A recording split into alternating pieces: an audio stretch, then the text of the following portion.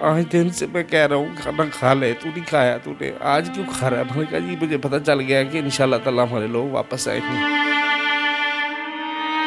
तवाफ़ करके आए वापस, तो अब नाश्ते का टाइम था। वो सिस्टर कहते हैं नाश्ता नहीं अभी हमने किया, तो आपका वेट कर रहे थे। हमने भी नाश्ता करना ही था, तो वो लोग आ गए। उनको पता चल गया कि 5 लोग पूरे हो गए हैं, तो हम अब अटैक करें। फिर सैटरडे को इनकी अपनी कॉल आ गई जेल से। इन्होंने कहा जी हम तो रो रही थी, बहुत ज़्यादा, बहुत तकलीफ़ में थी। इन्होंने कहा जी हमें बेड़ियाँ लगाई हुई हैं, हमें हथकड़ियाँ लगाई हुई हैं, हम बैठ भी नहीं सकते, चल भी नहीं सकते, खड़े भी नहीं हो सकते, लेट भी नहीं सकते। मैंने तस्बीहें पढ़ी और मुझे इन पर पूरा यकीन था कि ये मुझे निकाल के रहेंगे यहाँ से। जब हम एयरपोर्ट पे गए उन्होंने कहा जी 5 लगेज बुक हुए हैं इनके और फरहाना अकरम के नाम से हुए हैं सारे। ठीक है, आपने कितने लगेज दे के भेजे थे? 5 ही थे। 5 थे। और हमें तसल्ली होगी कि इनका लगेज नहीं है, जो भी बैग वहाँ पे पकड़ा गया वो इनका नहीं है। वो देखें भाई सुहेल, आपकी मिसेज वो एरोप्लेन में जा रही हैं, 15 से 16 मिनट हो गए हैं, फ़्लाइट चली गई है, उड़ रही हैं। वो देखें, अब आपको यकीन आ गया।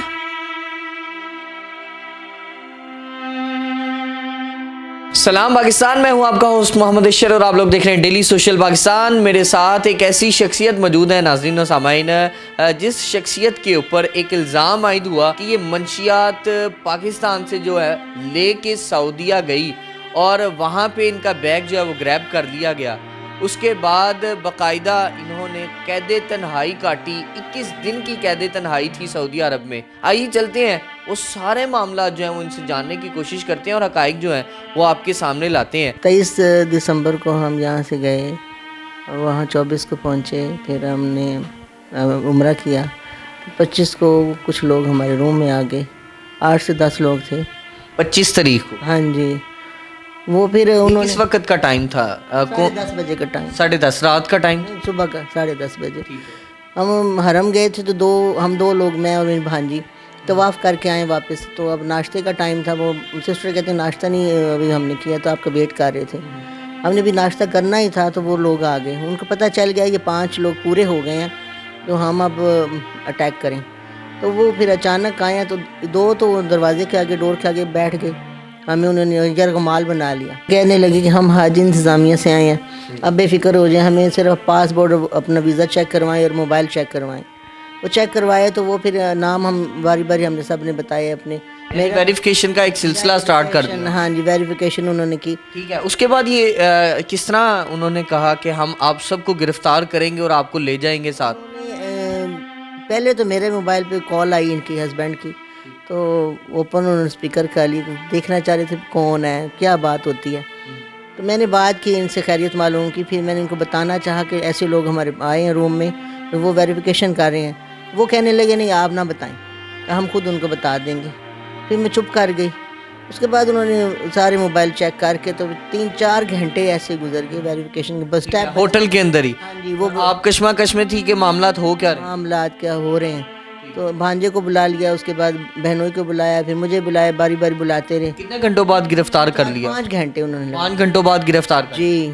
अच्छा ये बताएं, गिरफ्तारी के बाद कहाँ ले गए आपको? वो उनके मुदाखलात कोई है इदारा, वहाँ वो ले गए, ऑफिस था।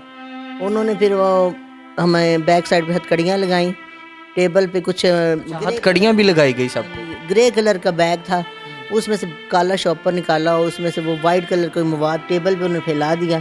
बैक साइड पे हथकड़ियाँ लगा के फिर स्कैनिंग की, फिर वीडियो बनाई और फिर फ्रंट पे भी उन्होंने स्कैनिंग हमारी की, बैक साइड से भी और फ्रंट से भी। उसके बाद हथकड़ियाँ उतार दी और फिर एक रूम में बंद कर दिए भांजी को और बहन को, और मुझे वो जद्दा एयरपोर्ट ले गए। वो कहने लगे आपने शनाख्त नहीं, वो आपने आदमी पकड़ा है और आप वो बैग वो देखें जाके, वो आपका बैग है, आपके नाम का, तो आपका ही है, आप देखें चल के। तो मैंने बोला कि मैंने नहीं जाना, मैं क्यों जाऊँ जब मेरी चीज़ है ही नहीं, मैंने नहीं जाना।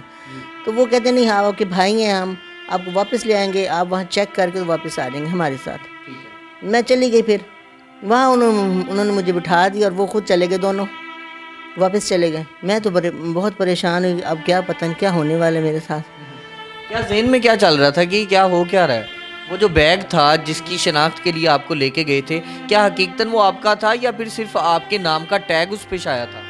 वो मेरा नहीं था हकीकतन, तो वो मेरे नाम का टैग ही लगाया गया था। टैग कहाँ से लगा था? पाकिस्तान से? हमें पता ही नहीं है टैग लगा था नहीं लगा था, वो उन्होंने कुछ ही नहीं बताया मुझे। بس انہوں نے یہی بتایا کہ آپ کے نام کا ہے وہ. ٹھیک ہے، جب شناخت کے لیے آپ کو لے کے گئے، آپ نے شناخت کی اس کی کہ یہ میرا نہیں ہے، بتایا؟ ہے نہیں، چیٹ کر کے مجھے لے گئے، چیٹ کیا انہوں نے مجھے. اس کے بعد آپ کو کہاں رکھا گیا؟ وہیں آفس کے باہر مجھے بٹھا دیا اور رات گزر گئی. پھر صبح ہو گئی، صبح ایک اور آفس میں مجھے لے گئے، شیخ صاحب تھے کوئی، وہ لے گئے. انہوں نے پیپر پکڑے ہوئے تھے ہاتھ میں، تو میں نے ان کو بتایا، شور بھی کیا. میں نے کہا میرا کوئی قصور نہیں ہے، میرا کوئی بیگ ہے ہی نہیں، آپ خواہ مخواہ الزام لگا رہے ہیں، کسی اور کا مدعا میرے پہ ڈال رہے ہیں. لیکن وہ عربی سمجھ نہیں، اردو نہیں سمجھ رہے تھے، تو ان کو کیا سمجھ آنی تھی، میں تو شور کر رہی تھی. پھر آفس میں بیٹھی رہی صبح سے. پھر شام ہو گئی تو انہوں نے میرے ہاتھوں میں بھی ہتھکڑیاں لگائیں اور پاؤں میں بھی بیڑیاں ڈال دیں. میں نے بولا کہ میں آرام سے بیٹھی ہوں، آپ کیوں ایسا کر رہے ہیں؟ تو وہ چپ، بولے نہیں.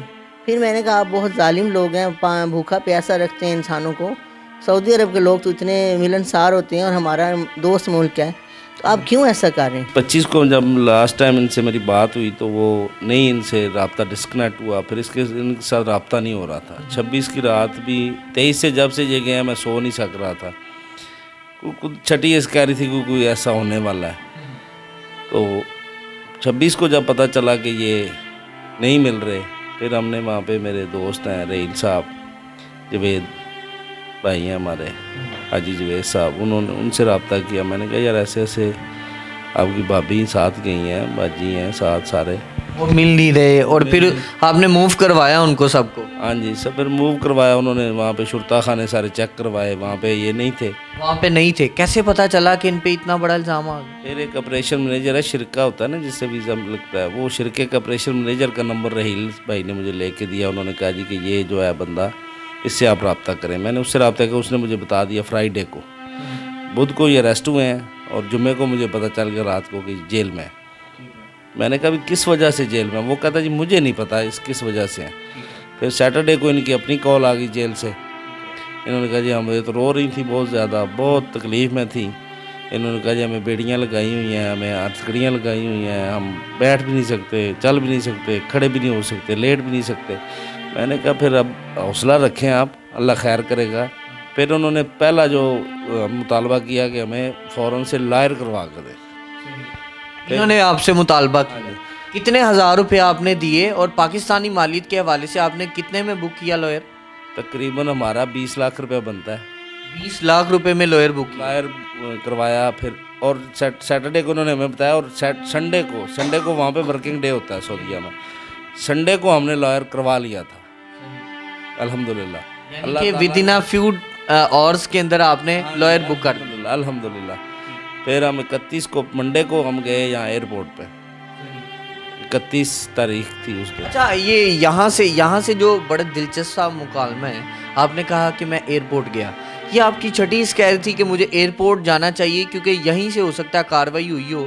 نہیں، ہم نے کتنا یقین تھا کہ یہاں سے کارروائی ہوئی؟ ہمیں یقین کسی بات پہ بھی نہیں تھا، ہمیں صرف اللہ پہ یقین تھا. ہم یہ چاہ رہے تھے کہ یہ لگیج کتنے بک ہوئے ہیں اور کس کے نام پہ کے بک ہوئے ہیں، ہم یہ جاننا چاہ رہے تھے.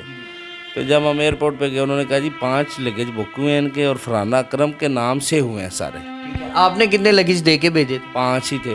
5 تھے. اور ہمیں تسلی ہوگی کہ ان کا لگیج نہیں ہے، جو بھی بیگ وہاں پہ پکڑا گیا وہ ان کا نہیں ہے. مگر پھر ہم وہاں پہ اپلیکیشن دے کے آ گئے. انہوں نے کہا جی آپ ایمبیسی میں جائیں، وہ ہمیں آفیشلی کنٹیکٹ کریں گے تو پھر ہم دیں گے آپ ریکارڈ ویڈیو وغیرہ جو بھی ان کے ہے. اچھا، یہاں سے آپ سارا پروسیجر کرتے رہے، آپ نے یہاں سے ویڈیوز اکٹھی کی، ریکارڈ اکٹھا کیا؟ نہیں، ہمیں کسی نے ویڈیو نہیں دی. ہمیں صرف انہوں نے کہا جی ایمبیسی سے رابطہ کریں. وہاں پہ ایک اپلیکیشن لکھی، ہم نے اس کے اوپر اپنے فون نمبر لکھ کے دیا. ہم کو غلط تھے ہی نہیں، اللہ کو پتہ تھا. تو پھر ایسے راستے بنتے گئے. پھر میں گھر پہنچا ہوں، پھر ANF کی کال آ گئی. پھر وہاں گئے، پھر وہاں پہ ANF نے ہماری بڑی، اللہ تعالیٰ ان کو خوش رکھے، بڑی ہیلپ کی. انہوں نے ہمیں تسلی دی. انہوں نے کہا کوئی مسئلہ نہیں، آپ پریشان نہ ہوں، ہم لگے ہوئے ہیں انشاءاللہ. ہم نے کیس سالو کر لیا ہے، ہم نے بندے پکڑ لیے ہیں یہاں پہ. تو آپ کے لوگ بے گناہ ہیں، انشاءاللہ تعالیٰ وہ جلد سے جلد پاکستان آئیں گے. میں آپ سے پوچھنا چاہوں گا، آپ نے قید تنہائی کاٹی، آپ کے ساتھ ایک ایسی شخصیت موجود ہے جو حقیقتاً آپ سے پیار کرتا ہے، اور یہ ایک چراغ کی مانند ہے جس نے پیسوں کا خیال نہیں کیا، جس نے اپنی کھانے پینے کا خیال نہیں کیا، اور یہ تمام چیزیں یہ یہاں پہ اکیلے فیس کر رہے تھے. اور ایک دوسرے ملک آپ قید تنہائی جو ہے وہ کاٹ رہی تھی، اور وہ پریشر آپ سے جو ہے وہ دیکھ رہی تھی، اور کیا معاملات تھے، کیا ذہن میں چلتا تھا، کیا سوچ تھی؟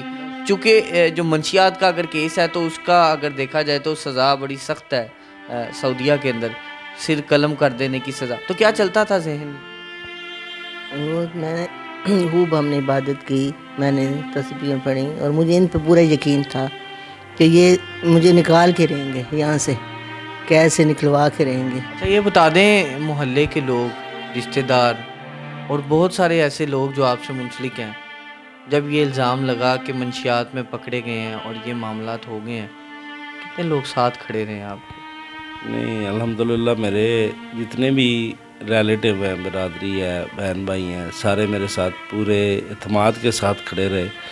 کچھ لوگ ہوتے ہیں، ہر جگہ پہ ہوتے ہیں اچھے برے لوگ، وہاں کچھ لوگ تھے جو سلام لینا پسند نہیں کرتے تھے محلے میں. سمجھتے تھے کہ ایک معصوم پہ دبا لگ جانا، الزام، یہ کتنی بڑی تکلیف ہے. یہ وہی سمجھ سکتا ہے جس کو تکلیف ہوتی ہے، یہ اور کوئی محسوس نہیں کر سکتا.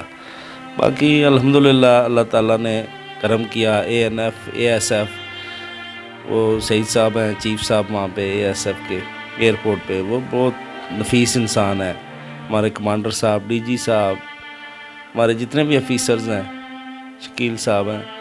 میں کہتا ہوں کہ یہ سوچنا بھی جو ہے نا، سوچ کے بھی تکلیف ہوتی ہے، مگر ان لوگوں نے ہر طرح سے میرے ساتھ کھڑے رہے. ہر ٹائم رات کو 2 بجے بھی میں نے میسج کیا تو انہوں نے فوراً سے پہلے میرا جواب دیا. انہوں نے کہا آپ پریشان نہ ہو، انشاءاللہ تعالیٰ ہم آپ کے ساتھ کھڑے ہیں.